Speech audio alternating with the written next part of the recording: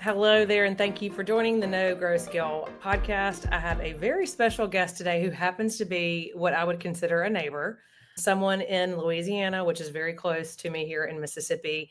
Jay Dixon, founder of Criterion Consulting, and clearly a bourbon extraordinaire, or whatever those bottles are behind you. So you're going to have to tell our audience a little bit about that, Jay. But if you don't mind, introduce yourself. I'm specifically here today to talk about something that in our first conversation you made very kind of light of, in a way, made it seem like it was easy, which was growing and scaling and selling your MSP business. And then I want to talk about what you're doing today at Criterion. So thank you for being here. Excited to learn your infatuation with bourbon. I'm sure you're not alone, especially in Louisiana, but tell me about it. Sure. Yeah. Thank you for having me here too, Laura. The infatuation is actually a little bit funny. I've actually preferred whiskey over other like beer and alcohols my whole life.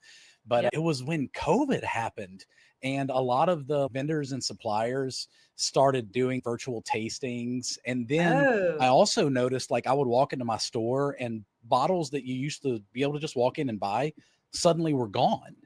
And yeah. so this Yeah. craze happened. And so it got to the point where if there was a bottle that you like and you You see better it for grab sale, you just buy it, right? It it. doesn't matter if you need it, you just buy it because you're never going I to see it love it. again.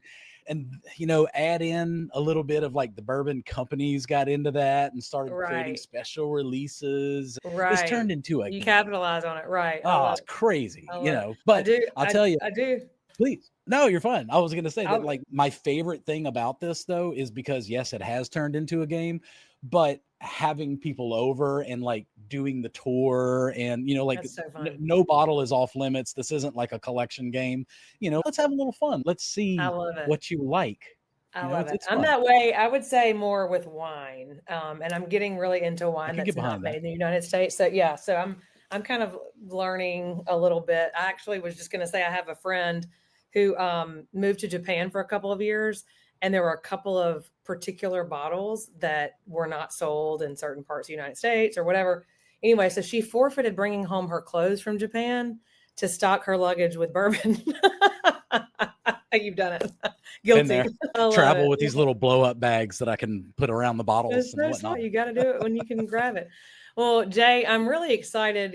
I know we just had a mutual friend that connected us. We had a car conversation, kind of a long car conversation, hit it off really quickly. And, you talked about selling your managed services provider business. And I think about all the MSPs that I've worked with in the past, those that I've talked to on a regular basis. And that's kind of goals. That's kind of dream scenario is how do I get this to a place where it's operating without me, where I could sell it if I wanted to, or keep it because it's not taking so much out of me that I can't, live a good lifestyle and still be a business owner. So, Sure. can you just back up to when you knew you wanted to build your own MSP and what led you to that? Can you give us a little bit of that just to kind of set the stage as we talk about how you made that exit? Sure. So I've been in the technology industry for 30 years next year, actually. So my first kind of foray was actually working for a dial-up ISP. And Okay. somewhere in the late 90s, a couple of friends and I started what you would today call an MSP, but back then it was an IT company. We were children and we treated it like children. We would make some money and then we would spend all the money. But that was kind of my first exposure to being on that side of the fence and an IT company. Yeah. Really enjoyed it, and it's been in my blood ever since. So Yeah. I've either worked for, operated, been a C-level staff, or owned what would today be called an MSP, but Right. pretty much ever since, with a couple Yeah. little exceptions. Yeah. The last journey was because the company I was working for, it was they acquired the IT company. It was a physical security provider who acquired the IT Yeah. company. I stayed on with that company for, I believe, 5 years, and it felt like the IT portion of the business was falling by the wayside. Mm. And so that was my inspiration to start It's a the missed last MSP. opportunity. Yeah. Mm-hmm. It's exactly what it felt like. Mm-hmm. Funny enough, they were actually one of my first customers. They kept me as a Oh, there you retainer, though I go. was a I competitor have a for, similar I think, story. 6 months. That's It's funny how crazy. those work. Uh-huh. But yeah, so it was founded based on the idea that we could make customer service the focus, which, Mhm. it's funny, meeting as many MSPs as I have today, that comes up a lot, which is Right. great. But it was funny because I felt like it was original. When it was me doing it, it Mhm, was like, nobody else is mhm. focusing on this. So Right. it's really funny that so many other people have. But, we set our differentiators to be things like personality testing to make sure people were comfortable talking to clients. Oh, We yeah. probably turned down some very skilled technicians because they didn't have good interpersonal skills, and just make sure that we backed up what we were saying, that, hey, Mhm, we focus on customer service and here's how we do mhm, it. And so mhm. that was Here's what really the inspiration. specifically how we do that. Yeah. Right. I was gonna say a lot of MSPs like to like when I sit in, messaging sessions where I'm like, okay, what makes you different? And they say relationship. I always tell them, or personal relationship with our customers, I always tell them that allows you to retain the customer. It's really hard to make that a competitive advantage unless you come up with something super compelling, like it sounds like you guys did. It was very much part of the conversation from the start, that we would even just go ahead and diffuse what you're saying, right? It's like, hey, Yeah. yes, we focus on customer service. And I know that your competitor, the other people that are competing with us are probably saying that. Right, right. Here's what makes it meaningful for you. I love that. That's awesome. Yep. So, did you have a specific niche or vertical that you served in the MSP? It sounds like your kind of competitive edge was certainly that very specific personal relationship component. But in terms of vertical or industry, did you focus on anything in particular? Or are we doing a little bit of everything? We settled into a couple. So, I mean, when we opened the doors, typical MSP would take anything we could get, Right, any company of any right, size, of any vertical, let's just get some right. revenue on the books. But as we matured, we did kind of settle in very heavily into both healthcare and automotive. Okay. Yep. Did you I asked this very intentionally, but did you market Yeah. the business as such? Did you become, I mean, when someone went to your website, was it very obvious that that's who you served, or was it more like they had to go find it, or that's just who you ended up finding your fit in? I wish I could answer yes to that. Yeah. Yes, it was on the website. We did not do the phenomenal job that we could have in that regard. Yeah. So, make no mistake, there was Yeah. always plenty of Well, things we could have been better at. I was gonna say everyone's scared to do it, and I understand why. And I don't always, even if I try to convince my clients to pick a vertical and go hard after it, because it does take time. And I think that, it's a little bit harder to turn away opportunities, which I don't believe even if you do niche down that you do have to turn away opportunities. But anyway, I'm just curious about that. So let's talk about making that. I say this often, and I don't know that it always hits, but I feel like when we talked about it, it hit with you was growing revenue and scaling an MSP are two totally different things. And I feel like you understand that. So talk about what that meant or means for you as you grew your MSP. And then we'll talk eventually about exit in just a second. But what do the two things look like in your opinion? So this is funny. So I have not heard your version. So now I feel like I'm being tested to make sure it matches. Right? Well, I but think my version is just the obvious. I personally often hear people say, you can grow and scale. I believe that. But I also just, from personal experience and what I've seen and what I've learned, you can grow revenue and have a hot mess operationally. And that's, today where you're helping other MSPs, other people in this industry rise above. So sure. just talk about kind of what you've seen in terms of like, you could grow revenue, but here's the damage that could be under the black, I guess. So the easy answer to that is kind of what you were touching on, right? Like finding your vertical is really helpful because your Mhm, staff is trained in that vertical and is very mhm, familiar with it. mhm, They don't feel like they're pulled in a bunch of directions. But I could mhm, also interpret that some other ways where, mhm, growth could also be you bringing on these different product sets because you see that you can make margin at it. Doesn't mhm, mean you're going to be great at it, and it doesn't mean you're going to mhm, be able to service it well, but sure, the margin's great.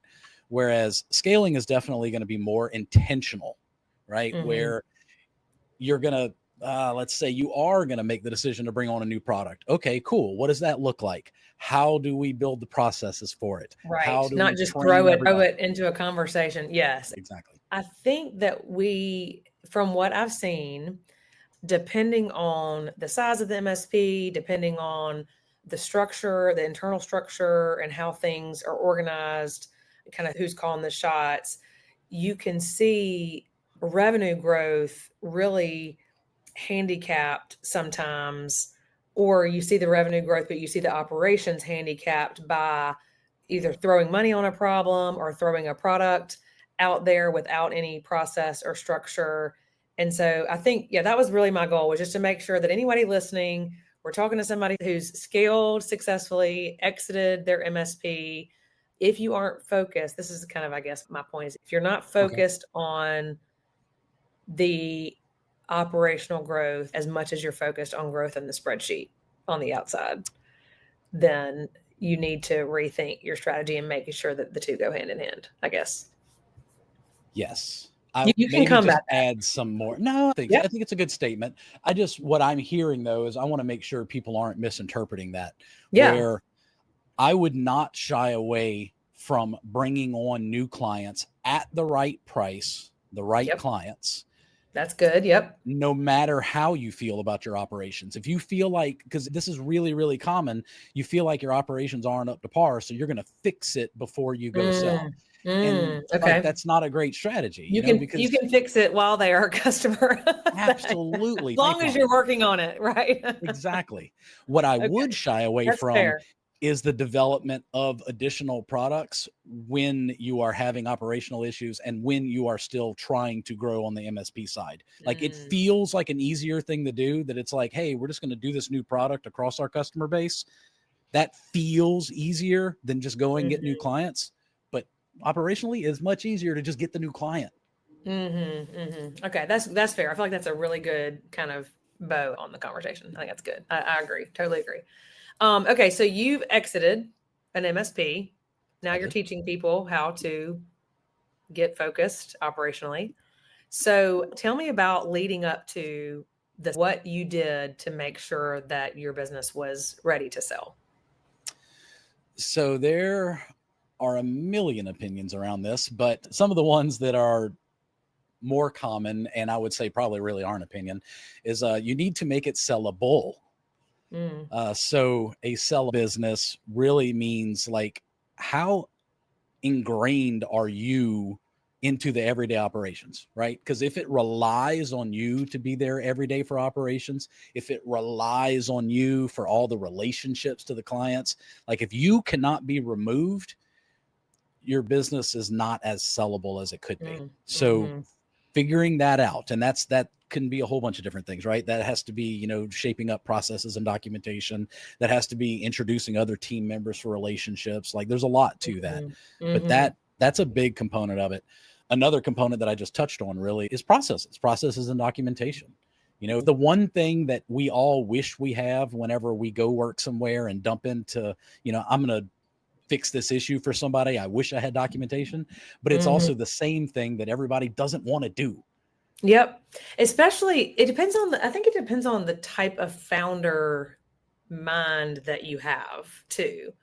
I think there are, for me, I'm that way. Like, my team, thank the Lord, I have a really, kick tail group of women, some that are really into process.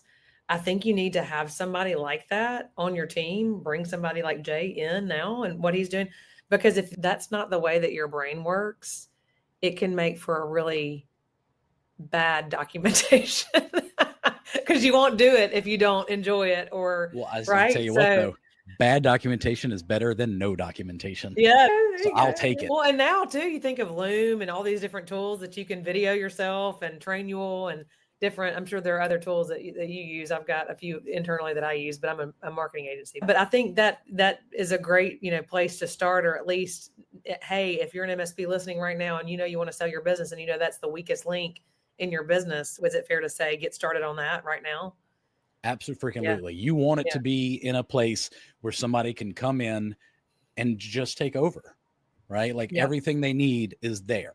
Yeah. And like I said, documentation is not like a destination either. That's another thing I need to say about that. A lot of people I speak to have this feeling that they're just going to deep dive in it, document everything, and it's going to be fixed.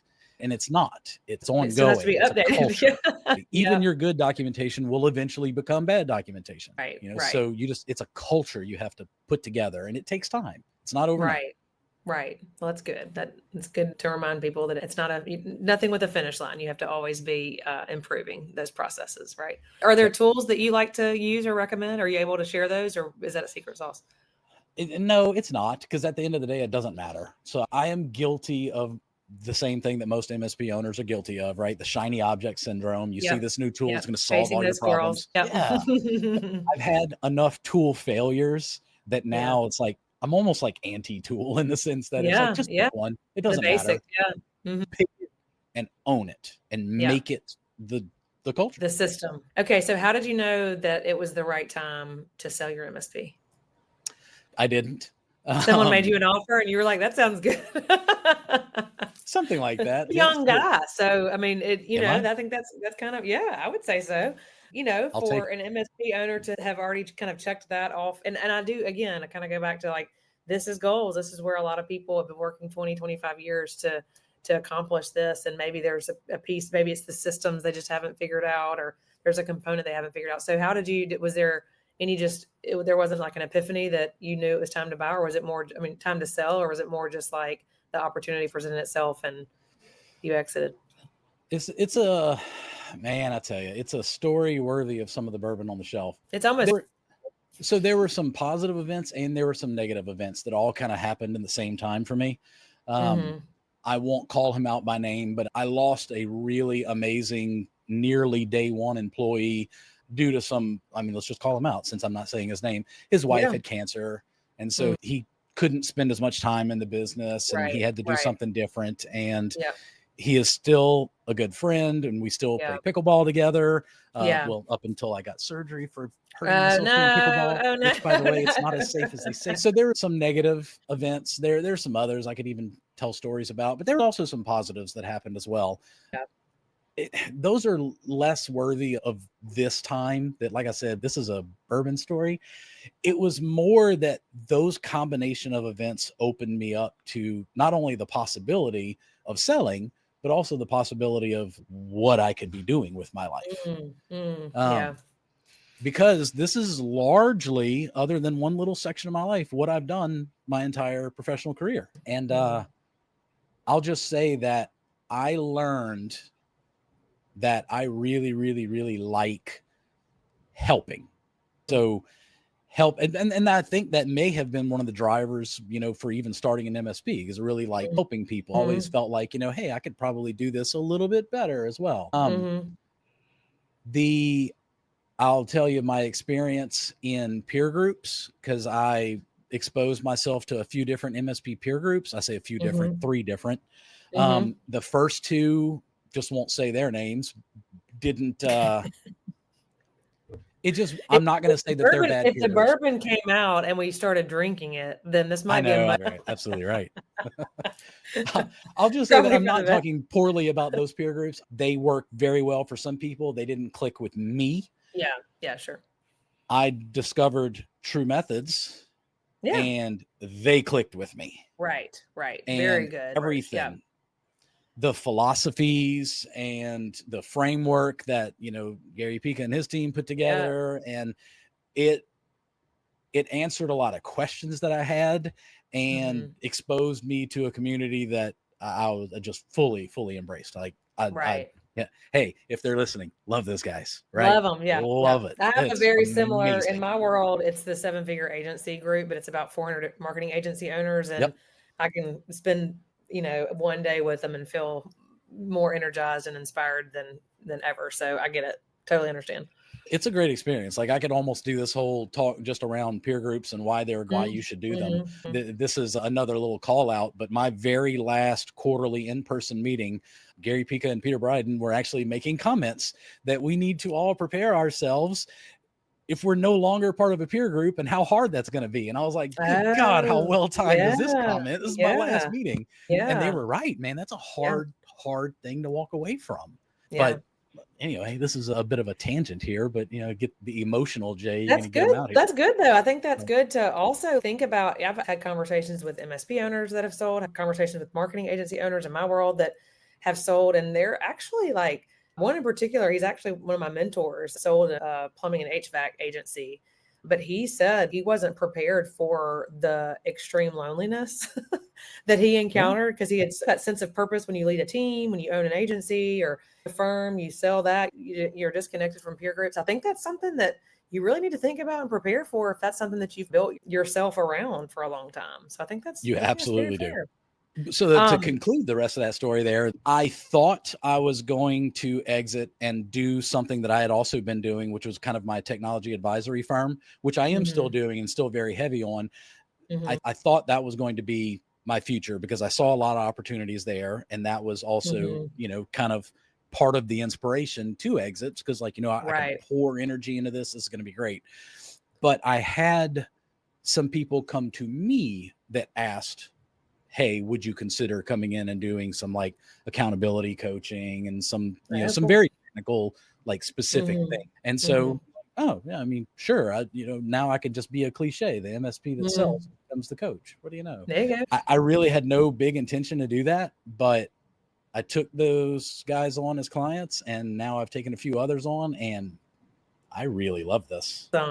Yeah. It's a lot of fun seeing other people succeed and grow based the information you hand out to them. Well, and also too, when multiple people that you trust and care about, or that from mutual connections, start to tell you and ask these questions, I think that's a good sign that, there is already a lot of trust built in you and you can do it. I think that's a good little way to take a leap into the next phase of your career. I think if people are going to be behind you, that's always a good, Okay. So you sold your MSP. Here you are today. Let's talk about what you're doing today, how you're helping. Get a little bit more detailed about how you're helping your clients at Criterion and what that looks like, what your day-to-day looks like, so that people listening can hear what it might be like on the other side. So I'll tell you before I dive too deeply into Criterion, I say that I have my 3 pillars. So my 3 pillars now, I'll just start with the second one then. So that way we can close back on Criterion. My technology agency is Spinwise. And so I'm working with a lot of like mid-market and enterprise size clients to kind of optimize their tech stack, their spending, and also explore like new technologies and really get like an opinion from somebody outside of their own in-house, either IT or even outsourced IT, to really come in and kind of help guide where they're going to go with their technology to either save them some money or find some efficiencies, things like that. And that's been very successful and a lot of fun. My third pillar, which is really call it the fulfillment pillar. Somebody I worked with for a long time, I'll call him out by name, Stuart Gilly. He founded an organization around specifically small business coaching, like 10 million and under. He also founded an organization that does like coordinated volunteerism. Both of these guys are nonprofits and they're really kind of a low barrier to entry to really make an impact in the community.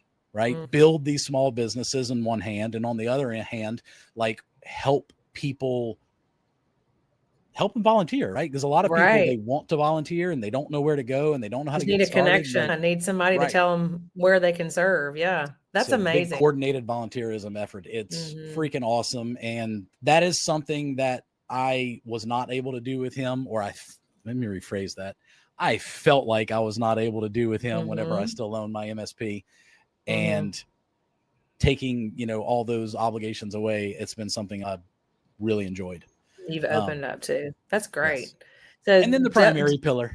Oh, go ahead. Please. Yeah. Talk about that. I was just going to say, like, we're always looking for that sense of purpose in what we're doing. And clearly, the business alone gives you a sense of purpose, but I feel like sometimes that can also be what drains you. So you need something to pour energy into and to remind you that it's not always about you and the business all the time. I think that's a good eye opener.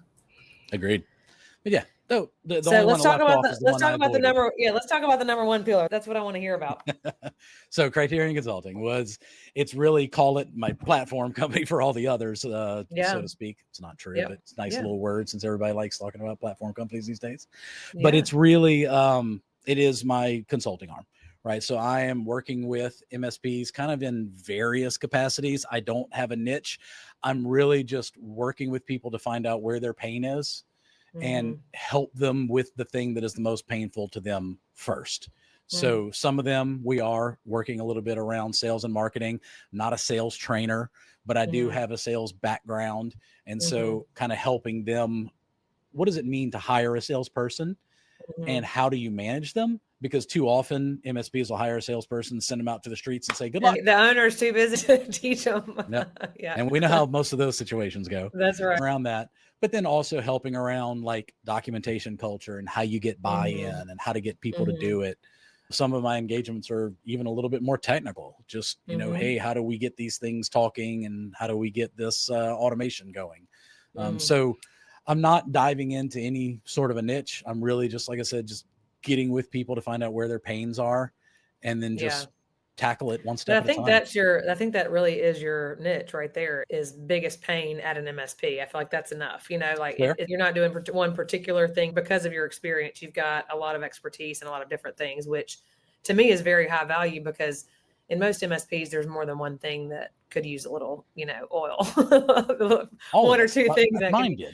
Yeah. And everybody knows we had our own pains as an MSP, and we had growth issues, and we had scaling issues and employee issues. And I mean, this was the best thing anybody has ever said to me. And I'm serving MSPs, but you know, nearly 5-year business owner, was, as a CEO or founder, you are a problem solver. That is your job. And like, once you get your head around that, the day-to-day, it's like, I'm here to serve and to help solve problems. Now, I don't want to be solving all the problems. We want to empower our team to do that, but kind of a shift in mindset of what I'm showing up to do has really helped me personally. But I think, you know, my business, I can think of so many businesses that just need kind of that person to call on that can say, hey, here's where we can, you know, plug in and start chipping away. Because there are always, you know, again, those leaks that need a little oil. So, or squeaks, I guess. Okay. So what would you tell an MSP owner? We'll kind of close with this. What would you tell an MSP owner that has contemplated selling to go do something else with their lives right now? What advice would you give them? See if you're sellable. Don't necessarily reach out to a broker immediately, because they're just going to take you and market you and try and get you sold. You know, reach out to a coach, or there are some brokers out there that are MSP specific that will evaluate you before they put you on the market. Find where your weaknesses are, and then you can make a decision. Do I need to shore this up? Do I want to spend some time making this better and then make my company more valuable? Or do I just want to accept it the way it is and throw it out there and see what happens? But there's always something you can do to make it more valuable. There was probably 27 things we could have done, you know. So hear from people who have either done it at least once or have done it a million times over, and they can kind of guide you and then let you make the decision. Like, what do you want to do now? Yeah. If somebody, imagine that this might spur a few interested folks and that might want to chat with you, how would somebody get in touch with you if they're looking to just have a conversation with you? Any of the methods? I mean, LinkedIn, the website, those are probably the most common and easiest ways to get me. Like you said, I am very active. I'm just on LinkedIn, but I always check it. So that's actually probably the best. That's your website. So it's Criterion Consult without the ing.com. Okay. Consult.com. Okay. Got it. Well, Jay, thank you. This has been a great, I think, part one maybe of conversation. We might have another conversation to go where you can drink some bourbon and get into the names and all that kind of stuff. You'll have your wine and I'll have some bourbon, and then as the podcast goes on, it just gets more and more interesting. Well, thank you so much. And for those that are listening, thank you for listening to probably one of the more fun interviews on the No Grow Scale podcast. Hope you're back. Be sure to subscribe if you liked what you heard today. Thanks so much.